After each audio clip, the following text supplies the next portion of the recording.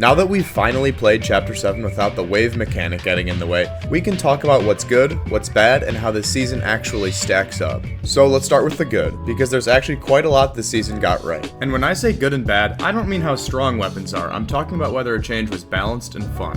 First, the map itself is really great, especially now that you can actually land where you want. The overall map size feels perfect. It sits in a sweet spot between Chapter 6's massive island and the much smaller Simpsons season map. It's big enough so that you're not getting third-partied every time you take a fight, but not so big that half of your match is just running around the map. That balance makes the mid-game far less boring, since you can consistently find fights without getting sprayed in the back from 3 different angles. The loot distribution across POIs is much more balanced this season as well. Battlewood Boulevard and Inner-Loop Labs are really strong POIs, for example, but they aren't unfair or meta-defining the way that past POIs like the Raft or Grim Gate were. There are no medallions, no OP mythics, and the bosses spawn randomly across the map, making it so that no single location dictates the entire meta. Material balance is another strong point. There's metal everywhere, something Fortnite doesn't always get right, and most areas have just enough mats for solos and duos, or even splitting the POI without forcing you into awkward routes just to get cap mats. Visually, the map is also a huge upgrade in comparison to Chapter 6 in my opinion. Even though it isn't the cartoonish style some people were hoping for, the colors are vibrant, the biomes are distinct, and every major POI has a unique identity that is tied to the chapter's Pacific Break theme. It's one of the most aesthetically pleasing maps Fortnite has had in a while, and honestly gives me a similar feeling to the Chapter 3 map when it first came out. The weapon meta this season is one of Chapter 7's biggest strengths. Each spray option, the Dead AR, the Enforcer AR, the Tag Pistol, and the Hollow Rush SMG, all shine in different ways, and they actually compete with each other instead of one gun being the clear choice every time. You could take a purple Enforcer over a blue Deadeye, but a legendary Hollow Rush could outperform the Enforcer in certain situations.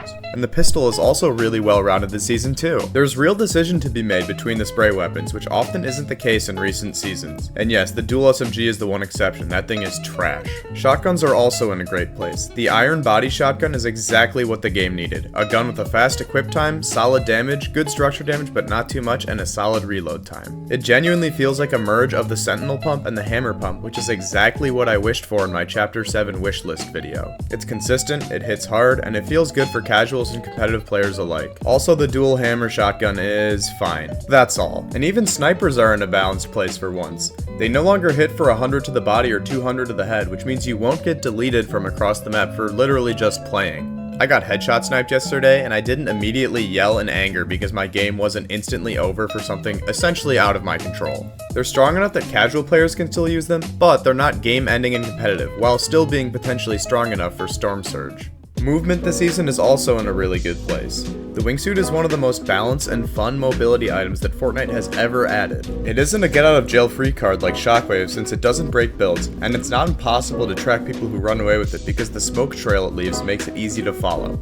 It requires actual skill to use well. You can rotate with it effectively, but you can't just escape every bad situation for free. It also fits competitive play surprisingly well. The slow startup makes it difficult to use in stacked mid-games and endgames, creating a clear skill gap, as players who plan their rotates will get value out of it, while players who pop it in the open are probably going to get punished pretty hard. And because wingsuits are so common, movement isn't as RNG dependent as it has been in some previous seasons. Another benefit is pacing, as the wingsuit speeds up mid-game rotates without being overwhelming for diving on players, which was sometimes an issue with crash pads and shockwaves. The map-based movement is solid too. Balloons in the inner loop add good rotational options, although I could see the inner loop becoming campable and competitive. And ATKs are a welcome return also, since they function as a more balanced version of cars. The gold rework is also a really nice update to what had become a pretty stale system. In the old setup, gold never felt balanced. You were either sitting at 5,000 in pubs and rank, or the moment you started spending it, you were stuck on a downward path towards zero. And in competitive, gold was practically pointless a lot of the times as it didn't carry over between matches the way it did in pubs, meaning you rarely had enough to buy anything meaningful. The gold rework this season fixes all of that. Because safes, chests, and cast registers all drop large amounts of gold, you can consistently generate enough to buy shields or upgraded weapons from vending machines as long as you actively collect it. It also fixes the system where in pubs and ranked the gold carried over but didn't in competitive, which was a weird imbalance. It adds a new layer to the early game and gives players an alternative way to secure good loot beyond just winning off spawns or going to the best POIs. Now that Ranked is released, it's also nice to see that Fortnite has stuck with the competitive loot pool for the game mode. Not having to worry about your builds getting run over by a Hellcat in what's supposed to be a skill-based environment is a major improvement and keeps the mode focused on actual gameplay rather than gimmicks.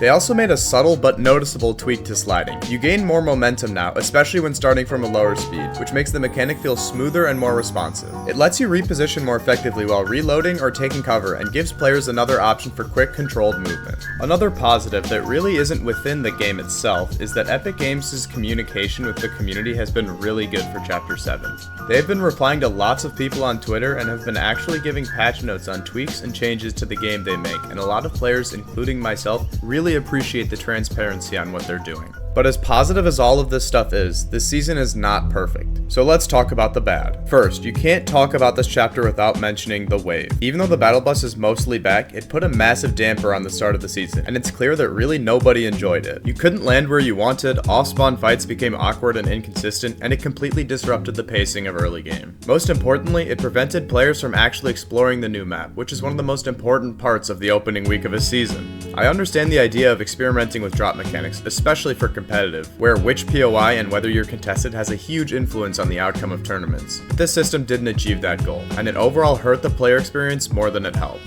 A smaller issue related to the wave is the change they made to gliding momentum. You now keep moving even after letting go of your directional input, which is an unnecessary change to 8 years of muscle memory. It doesn't add anything, and it feels like a change made for the sake of making a change, rather than something that actually improves gameplay. Another issue this season is the in-game UI changes for eliminations, players remaining, team kills, spectators, sprinting, and teammate health. This is a classic case of if it ain't broke, don't fix it. Nobody had complaints about the old layout, and now it takes an unnecessary amount of time each match to relearn where this information is supposed to be. The spectator icon is also much smaller, which is unfortunate since that indicator is so situational and you usually aren't actively looking for it until you are reminded. It's cramped in the top right corner, partially covered by the FPS counter, and nearly cut off by the edge of the screen. It's such a weird and unpolished change that we're not really used to seeing from Epic Games. Myself and players will adjust eventually, but the change does feel unnecessary and doesn't really improve the experience in any capacity.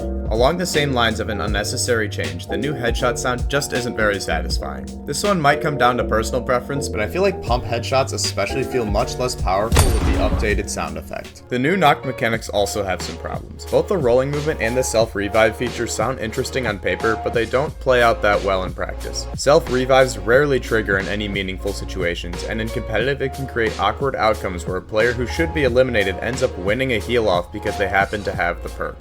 Future WMJack here, and Fortnite just released an update where self-revives trigger quicker, so I'm curious to see how this plays out. The rolling mechanic has similar issues. It really doesn't meaningfully extend your survival, and it often just punishes aggressive players by making it harder to claim loot or secure siphon when being third-partied or fighting a teammate. In both cases, the mechanics create issues for aggressive play without adding anything substantive for the actual gameplay. Another issue this season is the scarcity of AR ammo. I understand the intention of limiting endless spray, but the tuning went a little too far in the opposite direction. After a single off-spawn fight, you're often left with almost no medium ammo, which forces you to spend extra time searching instead of rotating or fighting or doing anything else that's a little bit more interesting. Fighting the boss with a medium ammo weapon drains nearly your entire supply as well, which feels more frustrating than intentional. A better solution would be lowering the AR ammo cap to around 250 or 300 while increasing spawn rates, so players can't spam endlessly but aren't starved for ammo either. Another negative is now that Ranked has been out, it has been full of bots despite the pretty high player counts, which is really frustrating, as personally I would be willing to wait a little longer in queue for real players to be in my game. Also, I don't know if this is happening for you guys, but my game has never crashed more than this. I've probably crashed 20 times at least since Chapter 7 released, and I honestly think I crashed a total of 10 times in all of Chapter 6.